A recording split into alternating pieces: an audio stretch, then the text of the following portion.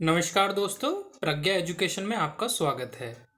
Political theory में हम liberalism को पढ़ रहे हैं और आज के हम लेक्चर में कंट्रीब्यूशन एंड क्रिटिसिज्म के बारे में जानेंगे।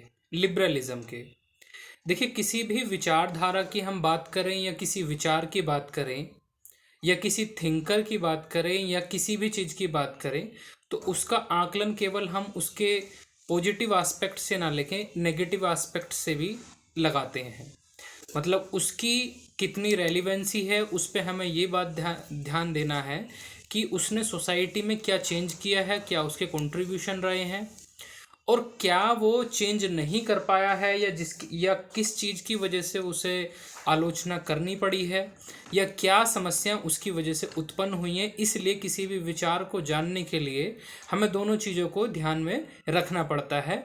ये एक सोशल साइंस का भी फैक्ट है और किसी भी चीज़ को हम अगर देखते हैं तो कंट्रीब्यूशन, उसके जो भी उसका योगदान है और उसकी आलोचनाएं, दोनों से ही मिलकर ये एक साइंस चलती है, जिसके बारे में हम आज चर्चा करेंगे कि कंट्रीब्यूशन एंड क्रिटिसिज्म क्या है। देखिए, सबसे पहले हम कंट्रीब्यूशन की बात करें तो कंट्रीब्यूशन मैंने धीरे धीरे हर एक वीडियो में थोड़ा थोड़ा सा बताया था कि कंट्रीब्यूशन क्या है।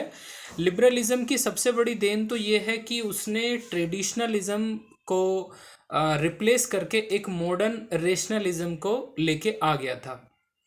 क्योंकि जो आपकी 17th सेंचुरी से पहले की जो सेंचुरीज रही हैं उसमें जो आपका मुख्य रूप से फ्यूडलिज्म है, जो सामंतवाद है, और सामंतवाद की कुछ पहचान होती हैं जहाँ पे कुछ ही मुट्ठी भर लोगों के हाथों में जो एग्रीकल्चर लैंड होती है वो उस पर डोमिनेट करते हैं।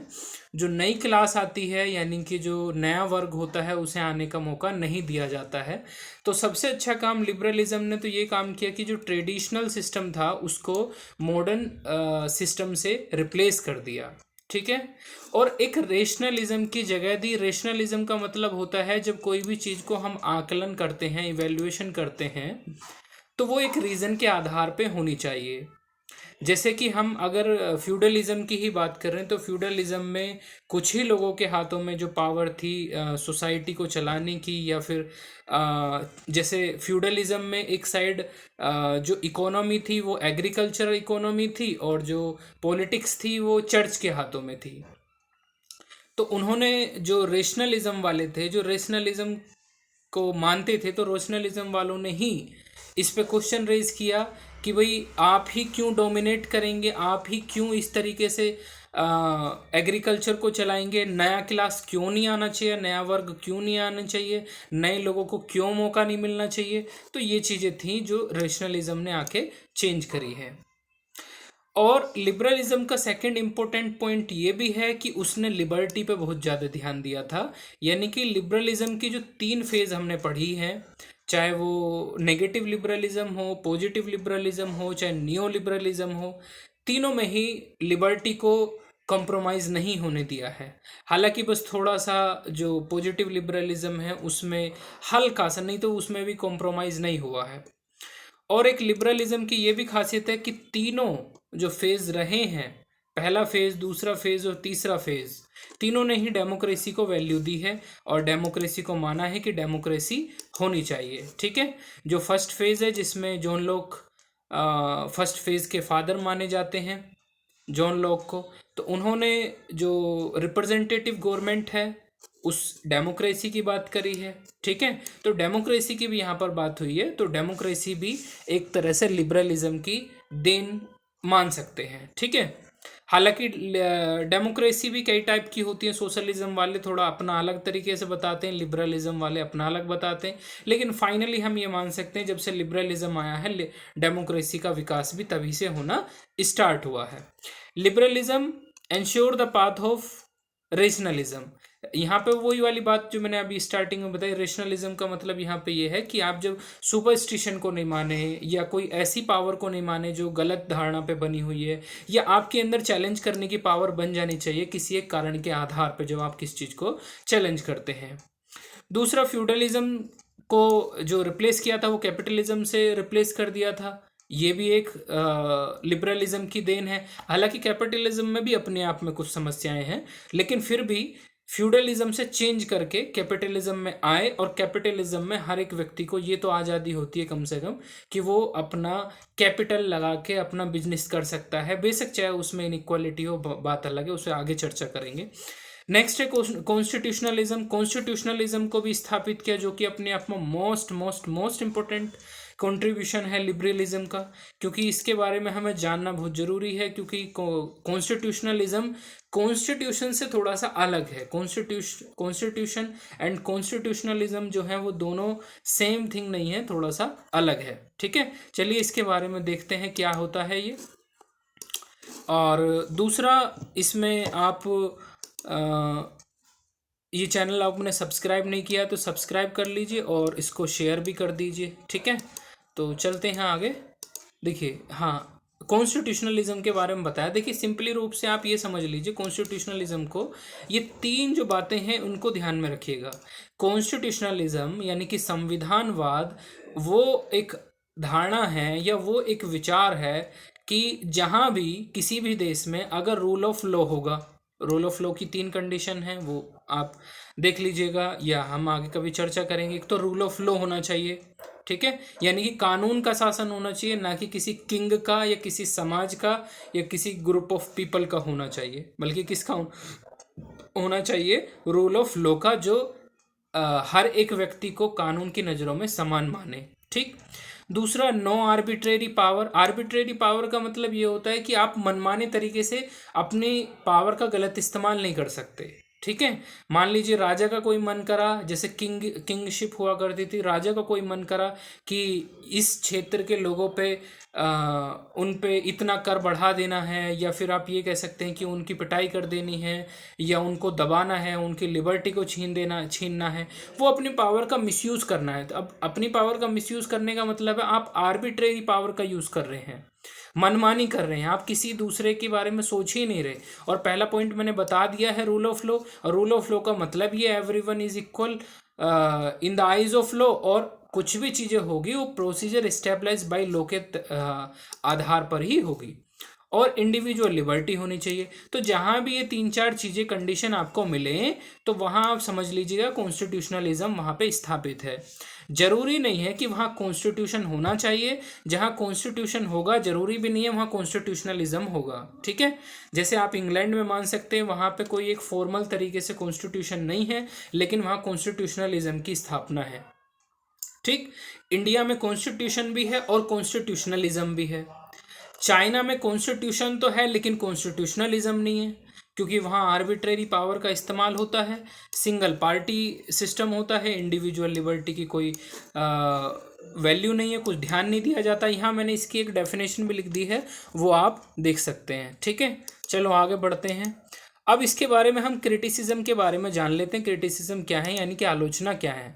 देखिए, लिबरलिज्म को, हाँ, इससे पहले आप ये जानिए, जो क्रिटिसिज्म हुआ है लिबरलिज्म का, वो दो विचारधाराओं से हुआ है, सोशलिज्म और मार्क्सिज्म। ठीक है, यानी कि दो विचारधारा इसके अगेंस्ट खड़ी हुई थी, यानी कि सोशलिज्म और मार्क्सिज्म। हालांकि ये दोनों एक जैसी हैं, क्योंकि सोशलिज्म एक बड़ी चीज़ है और मार्क्सिज्म एक छोटी चीज़ है, क्योंकि सोशलिज्म के कई प्रकार हो सकते हैं और मार्क्सिज्म जो है वो एक सोशलिज्म का ही एक प्रकार है। ठीक है, आप ऐसे समझ लीजिए। तो लिबरलिज्म जो है वो ये मार्क्सिज्म वाले ये कहते हैं कि जो लिबरलिज्म है वो इसलिए आया है कि वो बुर्जुआई जो कैपिटलिस्ट क्लास है उसको पनपने दिया जाए, यानी कि सोसाइटी को वो दो पार्ट्स में डिवाइड करके देखते हैं। पहला, जो बुर्जुआई जो रिच क्लास है, जिसके पास धन है, संपत्ति है, मीन्स ऑफ प्रोडक्शन है, और दूसरा लेबर क्लास, जिसे वो प्रोलेटेरिएट कहते हैं। ठीक है, तो लिबरलिज्म को ये कह रहे हैं कि ये बुर्जुआई जो क्लास है उसके इंटरेस्ट को प्रोटेक्ट करने के लिए आया है ये लिबरलिज्म। अब आगे ये कहते हैं कि इसमें स्टार्टिंग की जो फेज़ ही, यानी कि जो नेगेटिव लिबरलिज्म था, उसमें बात की गई थी लसाज फेयर की, इंडिविजुअलिज्म की। लसाज फेयर का मतलब जहाँ पे हर एक व्यक्ति को अकेला छोड़ दिया जाए, जहाँ पे स्टेट का कंट्रोल ना हो। मिनिमम गवर्नमेंट की बात की थी, मिनिमम रेगुलेशन की बात की थी। और liberalism insist so much so on freedom of property owning class, यानी कि इसमें जब पहली फेज़ थी वहाँ पे जो इतनी ज़्यादा फ्रीडम दे दी तो पहले से जो स्ट्रोंग लोग थे उन्होंने प्रॉपर्टी पे या मीन्स ऑफ प्रोडक्शन पे कब्जा कर दिया, और जब कब्जा कर लिया तो जो बाकी लोग थे उनको इतना ज़्यादा मौका नहीं मिला, जो कमज़ोर वर्ग थे उनको ज़्यादा मौका नहीं मिला।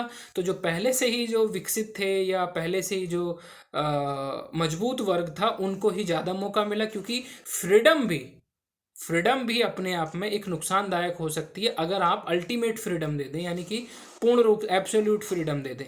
ठीक है, तो वहां पे क्या होगा, जो पहले से ही जो वर्ग पहले से ही सक्षम है या किसी भी काम को करने के लिए ताकतवर है, वही उस चीज को ज्यादा फायदा पहुंचाएगा। ठीक है, यानी कि उसी को ज्यादा फायदा पहुंचेगा। ये भी एक इसका कारण था। Right to property is held sacrosanct. Right to property को उस टाइम पर सैक्रोसेंक्ट बना दिया था कि ये एक अधिकार है जिसको छीना नहीं जा सकता। ये भी जब जो लोग पहले से स्ट्रोंग थे उन्होंने प्रॉपर्टी पे कब्जा किया, प्रॉपर्टी खरीदी, उस पे कंपनीज लगाई, फैक्ट्रीज लगाई, वो कैपिटलिस्ट बन गए, तो इसकी वजह से सोशियो इकोनॉमिक डिस्पैरिटी आ गई, मतलब जो सामाजिक आर्थिक असमानताएं हैं वो आ गई। तो जो लेबर क्लास थी, जो फैक्ट्रियों में काम करती थी, कंपनियों में काम करती थी, उनकी स्थिति बहुत ज़्यादा बदतर हो गई। ठीक है, उन पे लिबरलिज्म का ध्यान गया ही नहीं। ठीक, अब जब लिबरलिज्म का ध्यान नहीं गया और उनकी स्थिति बहुत ज़्यादा गंभीर हो गई, तो इस वजह से सोशलिज्म ने ध्यान दिया। सोशलिज्म ने क्या कहा कि हाँ भाई, लिबरलिज्म जो है पॉलिटिकल इक्वलिटी की तो बात करता है, लेकिन सोशल इक्वलिटी और इकोनॉमिक इक्वालिटी की बात नहीं करता है। इसलिए सोशलिज्म आया, मार्क्सिज्म आया, उन्होंने सोशल इक्वालिटी की और इकोनॉमिक इक्वालिटी की बात करी। ठीक है,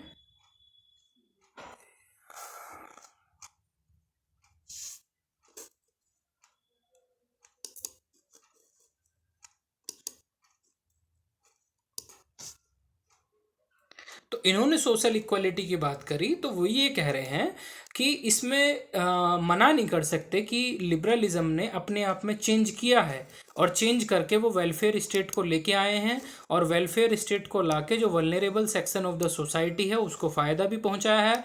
लेकिन साथ में वो ये कह रहे हैं कि जो वेलफेयर स्टेट आया है वो इस वजह से नहीं आया है कि उनकी vulnerable section of the society के साथ सिंपैथी जुड़ी हुई है। सिंपैथी जुड़ी हुई नहीं है, बल्कि वो जो लिबरलिज्म है उसको जो चैलेंज मिल रहा था सोशलिज्म की तरफ से, इसलिए चेंज किया है ताकि वो अपने स्टेटस को मेंटेन कर सके, यानी कि अपने स्टेटस को बना सके, इसलिए उन्होंने चेंज किया। इसलिए लिबरलिज्म ने किसी भी फेज में, ना फर्स्ट फेज में, ना सेकंड फेज में, ना थर्ड फेज में, जो मूल अभिधारणा है उसमें चेंज नहीं किया है। ठीक है, न जो फर्स्ट फेज है, ना ही उसने लिबर्टी को ध्यान दिया, नहीं डेमोक्रेसी को कोई चोट पहुंचाई, नहीं कैपिटलिज्म को चोट पहुंचाई, और इन तीनों चीज़ों को आगे चलता रहा, केवल और केवल थोड़े बहुत ही चेंज किया है। तो वो ये कहना चाह रहे हैं। ठीक है, तो कहने का मतलब ये है कि लिबरलिज्म में केवल चेंज इस वजह से आया है ताकि वो अपने स्टेटस को मेंटेन कर सके, ना कि इस वजह से आया है कि वो उनकी लेबर क्लास के साथ सिंपैथी है। ये ऐसा कहना है मार्क्सिज्म वालों का। ठीक है, liberalism does not recognise the economic inequality. जो इकोनॉमिक इनइक्वालिटी होता है, लिबरलिज्म ऐसी बहुत ज़्यादा इसको रिकॉग्नाइज करता नहीं है, केवल पॉजिटिव लिबरलिज्म में थोड़ा बहुत किया था। It only focus on liberty and political equality. ये पॉलिटिकल इक्वलिटी की तो बात करता है और लिबर्टी की बात करता है, लेकिन जो समाज में इकोनॉमिक इनइक्वालिटी है उसकी बात नहीं करता है। ठीक है, तो ये थी आपकी आज की मुख्य आपके कंट्रीब्यूशन और मेन आपकी क्रिटिसिज्म। तो नेक्स्ट लेक्चर में आप बात करेंगे सोशलिज्म के बारे में। अगर आपकी कोई भी क्वेरी है इससे संबंधित तो आप कमेंट करके पूछ सकते हैं। धन्यवाद।